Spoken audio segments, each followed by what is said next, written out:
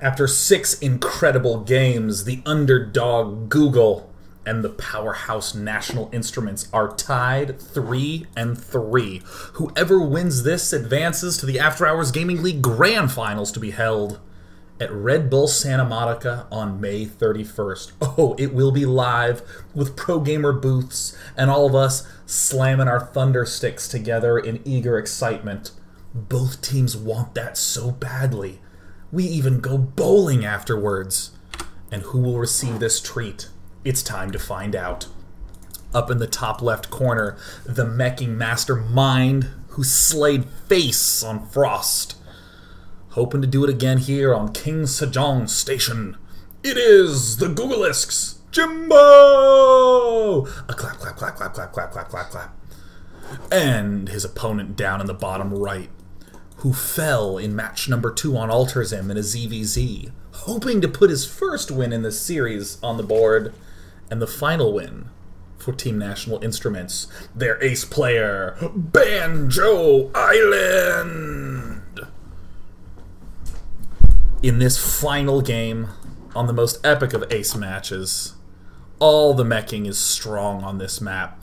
Even though this third base and this third base seem very, very far apart, it's relatively easy to rally directly in between, and you have a very easily, clearly defended reinforced path. Sieging a couple tanks up on this side locks it down, and then it's a slow, quick skip and a jump to get yourself this 5th. And even this 6th is not as problematic as on other maps. On the Zergy side of things, Banjo Island's going to have to hope to turn up the aggro action, because as much as I love mech on this map, I love the anti-mech quite a bit more. These big flanks on the bottom sides make for perfect invasion routes for roaches, make for perfect counterattack paths for mutalisks, and given the fact that the map is on a diagonal, there's plenty of quick transition opportunity for Zerg to pop from one side back to the other, as the middle is kind of laterally constructed.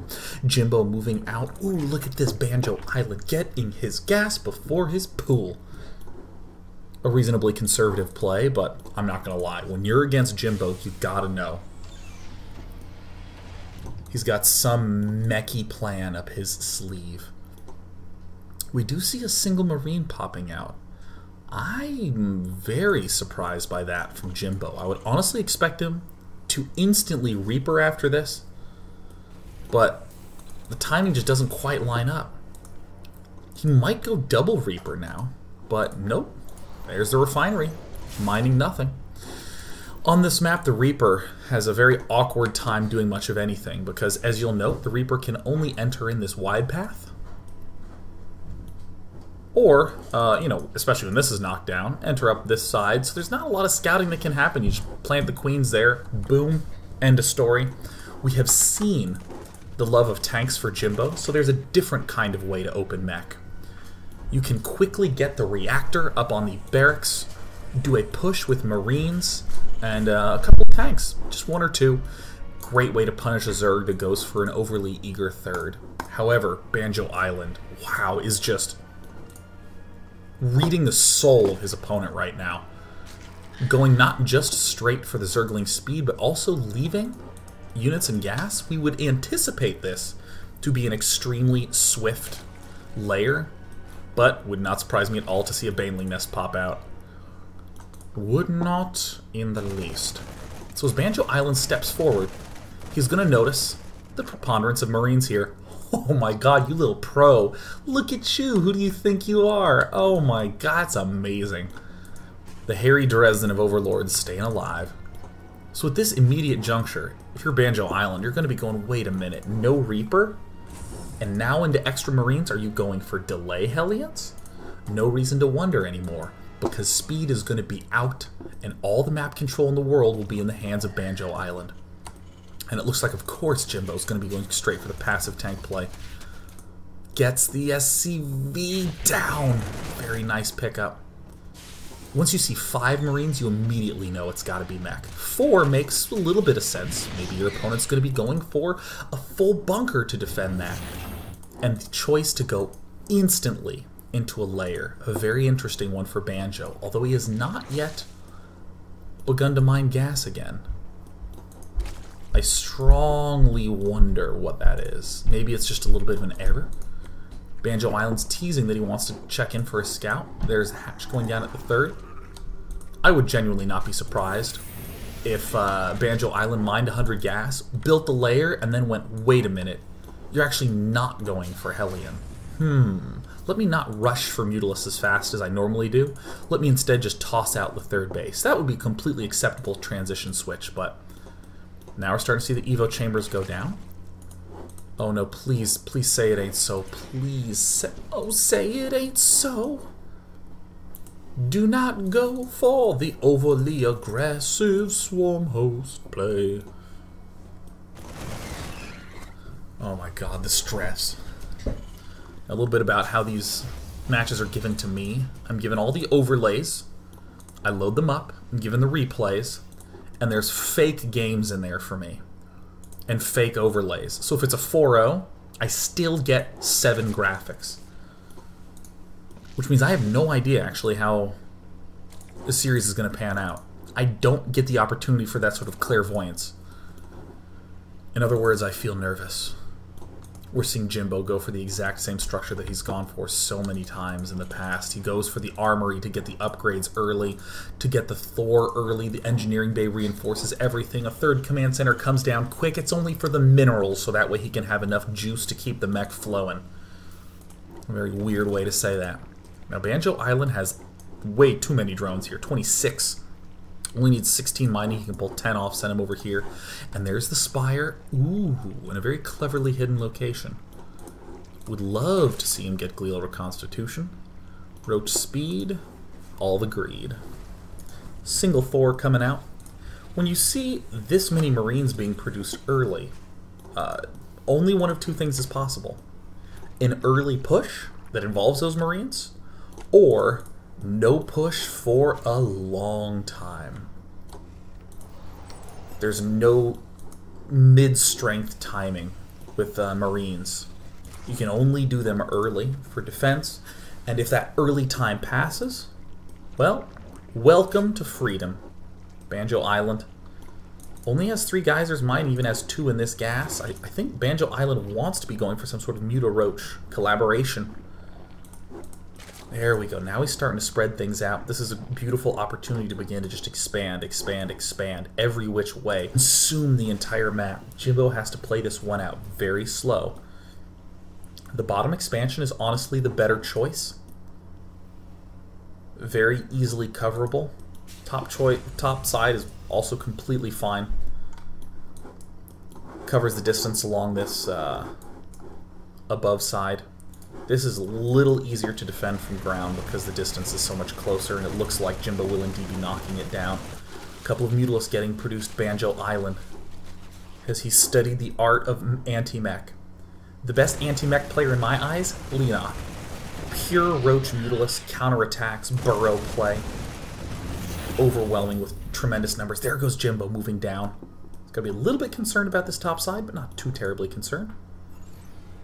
With Marine Thor, again, a little extra insurance against the Mutalisk. Look at that drone production. Love it, love it, love it. Build just enough roaches and just enough Mutalisks to delay. Now, Jimbo's clearly extremely versed in this mech play. I have seen him do it in virtually every Terran vs. Zerg I've casted of him this entire season.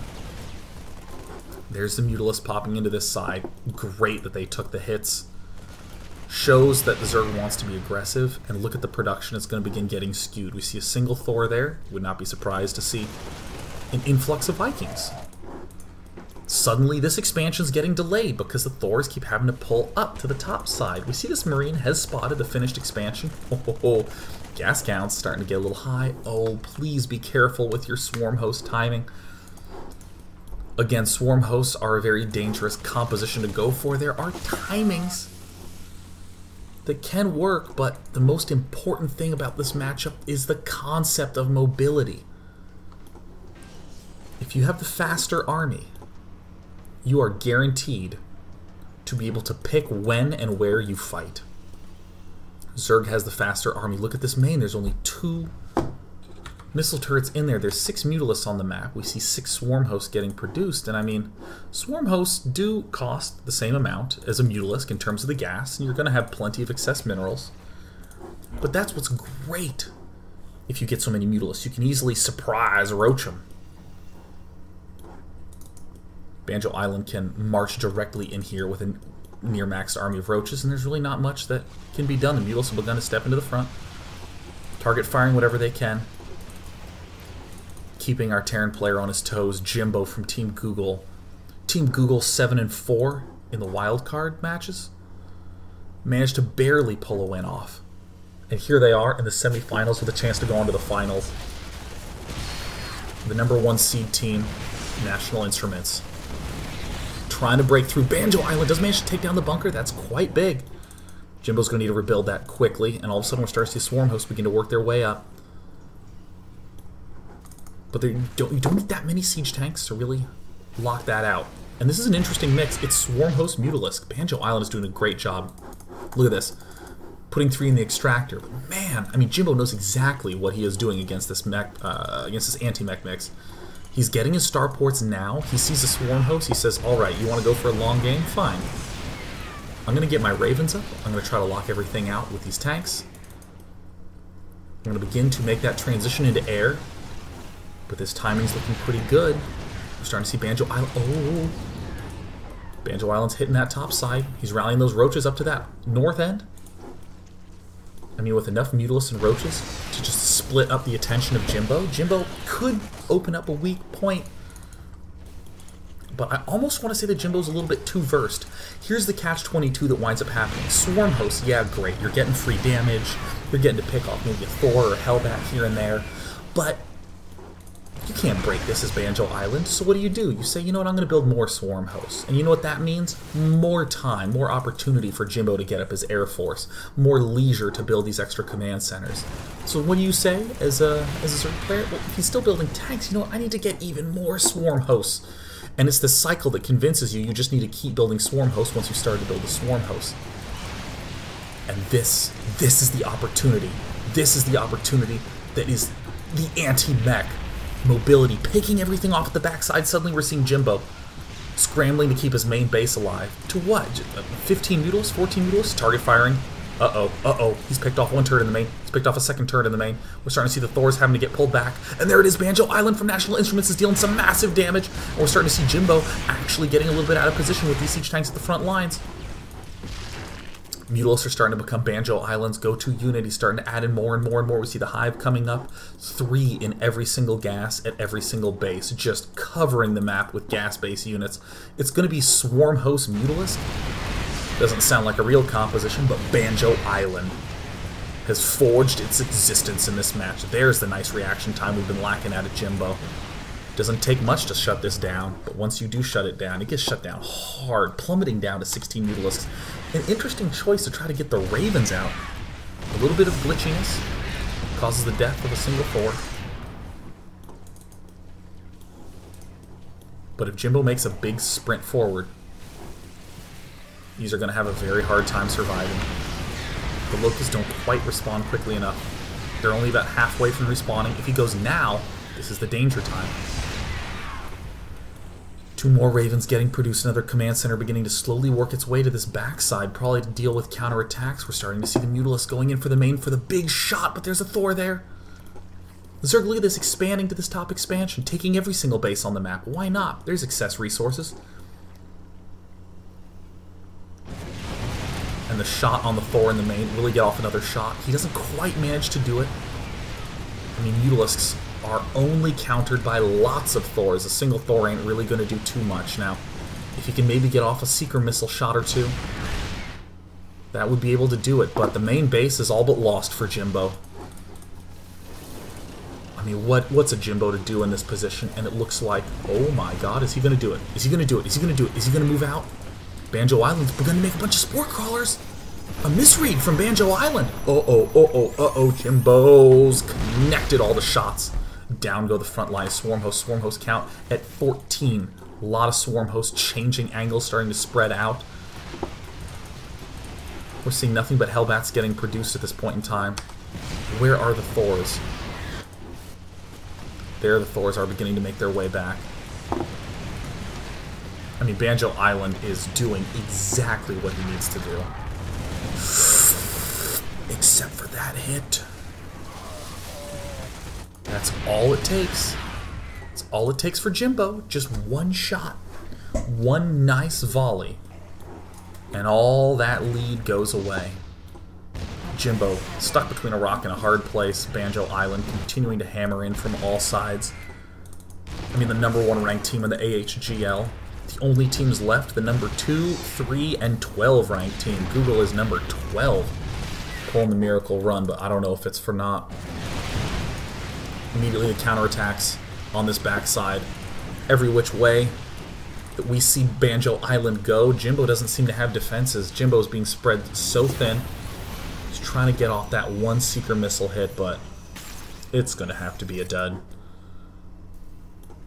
I mean, what great play here by Banjo Island. Look at this. You know what I love? Gas. All the gas. What do you want for your birthday? Look, just gas. Don't give me anything special, just give me the gas and I'll get what I want with it. Now this massive Raven force is a very interesting choice. If he gets enough Ravens up, then Jimbo might just have that unstoppable death army, but it takes so long to get it up. I mean, this is just becoming a massacre. We have towers, Thors scattered here and there. The Raven count is at what? 8 versus 24 Mutalisks? You know, it's still not a terrifically impressive force from Banjo Island. It's not gigantic. It's just quick enough. I've never seen someone spread Swarm Host so elegantly. Are you serious? Banjo Island managed to stay alive in that. Oh gosh, the Thor's not shooting into the air. Seeker missile hits will not connect again. The Thor count, I mean, it's going to have to be only Thors. Oh god, oh, those Thors would do that. But where's the scan? Where's the scan? Oh no, Jimbo's last possible chance to pick those off.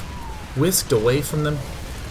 All the Thors are gone. Is that right? One Thor remains. Jeez, 29 Mutalisks. Mobility is the anti-mech. And poor Jimbo, oh my god, with just so much experience with this style, just cannot catch a break. The game is all but over at this point. I mean, there's bordering on 3K in the bank there. I mean, how does Jimbo even win this? He's hardly even mining from his natural expansion, and now he's going to be not mining from his natural expansion. He's not even going to have a natural expansion. Some shots managed to pick off, it looks like 2 Mutalisks, but they're getting built 6 or 7 at a time. Uh-oh. Will those connect? Nope. Dud and dud. Main base looks like a re-expand choice for Jimbo, as odd as it might seem. More bases from Banjo Island, more and more and more and more. Oh god, those very small set of swarm hosts at this bottom side that never really died are just rocking house. Finally, some slight breaks for Banjo Island, but... Or some slight breaks for Jimbo, but man, Banjo Island is now wrecking this left side. In the unit count, there's 7 workers. This is an absolute drubbing in this final game. Oh man. An incredible display of skill right now from Banjo Island, who's just running a clinic on anti-mech. Oh no, please repair it. Oh god, no, please, Jimbo, no, don't do this to me. Oh, thank god, there it is, there's the repair. But he's got to throw down point defense drone if he wants to be able to guarantee its life. Now with no gas being mined right now, with nothing coming in, just a smattering of minerals, Hellbats are the only thing that Jimbo can build. And Jimbo is looking for that one hope that there is a huge enough volley that he can land with the Seeker missiles, pick off the Mutalisks, to begin to gently, to gradually claw his way back into this game.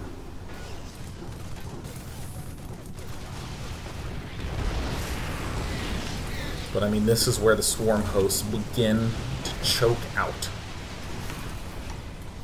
In this position where the Zerg has a tremendous lead and the Terran player is entrenched in defense, the Swarm host is a great tool to whittle him away. There's no way the Terran army will ever be able to overcome this and to be able to stabilize. It'll always be a slow, steady chip. So many Seeker missiles, just duds. I just want one to hit. Just one. Just a single one. I mean, the National Instruments team must just be thrilled. Everyone's going to take a trip to Banjo Island. Can we go to our honeymoon on Banjo Island? Wow. Swarm hosts continue to rally in. 40 Mutalisks on the screen right now. Even this top expansion, I think Banjo Island's not even going to be willing to let that one go. Is he spreading out his Mutalisks? Looks like. Wow, Banjo Island is playing out of his mind right now. Just waiting. He's just going to get some Infestors. Maybe he can lock down that annoying little Infestor army. Or should need that annoying little Raven army. More Ravens being produced by Jimbo. It is just a all-out hope unit. Oh my god, Banjo Island's trying to go in. God, Banjo Island. Just cojones of steel, man. He's darting right in there, letting himself get targeted, doing extra volleys, and then going, yeah, you know, I probably shouldn't lose all these Mutalisks, and then managing to find a way to get out in time. Oh, Jimbo. So many good mech games in this AHGL. Hoping for just one single extra one. One single miracle. It's the attrition of tanks, it's the attrition of workers, and the last bit, the attrition of energy. As the Mutalisk dart in, bait the Seeker missile shots, and then pull away immediately. Jimbo's starting to be low on the purple. No more purple pixels. Legendariness shall not be awaiting.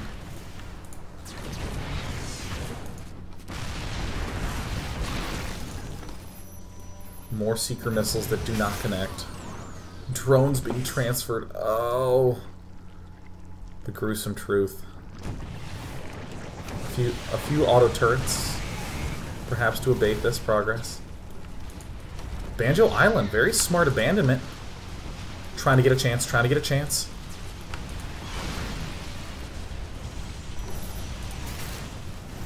More duds. Mutalisk count is actually plummeted from 40 to 24, but 17 being produced at a time. Looks like Spore Crawler was shooting at the orbital command briefly. Oh god, Jimbo, please don't lose this orbital command. My heart can't take it. Oh god. Oh, those are going to be good. One nice shot manages to connect, the first, hopefully of many for Jimbo. The only man keeping the Cinderella story of Team Google alive. Please repair this for God's sake, Jimbo. There it is. The only expansion that hasn't been taken by anyone is this one in the middle. But even Banjo Island saying, I really like that. I want to wear it. Who wore it best? The 9 o'clock expansion. Uh-oh, looks like the Vipers are going to come out and play for a little bit. Going to see if they can yoink any of those Ravens, but the Mutalisk Cloud continues to maintain up at 40, plummeting down to 39. Not quite a plummet when you have that much money in the bank. The desperate Raven numbers trying to keep up, if only the Seeker missile launched off a little bit more quickly. I mean, these are just preemptive auto turrets at this point in time, trying to benefit from that building plating upgrade that's popped down. I'm really impressed by Jimbo's stick-with-itness. The fact that he's been able to last this long. Almost anything kills Jimbo right now. But he's just been barely giving himself enough Seeker missile shots to keep him in the game. Repair. No! Jimbo's life! Oh my god. Oh my god. He's bringing along a Thor. He's bringing it along. Oh my god. He's lifting it. Oh my god. Oh my god, it's violent. It's all violent. He's not yet refused to leave yet. He's leaving. There's the good game. National Instruments 11-0 brings it to 12-0. Jimbo, who tried so hard, tried to keep the Cinderella story of Google alive, fell just barely short to the artful play of Banjo Island. The newcomers in the After Hours Gaming League National Instruments will be in the grand final of the AHGL on May 31st of this month, as opposed to May 31st of a different month. Next weekend, we'll be checking out semifinal number 2 to discover who the opponents will be for National Instruments. And the weekend after that will be the B-League Finals. Thanks for watching this After Hours Gaming League semifinal match. It was my absolute pleasure. Shout out once again to Red Bull Gaming for not just sponsoring, but for hosting the Grand Finals. We thank you kindly. Have yourselves a fantastic rest of the evening, and I'll see you tomorrow for a regularly scheduled daily.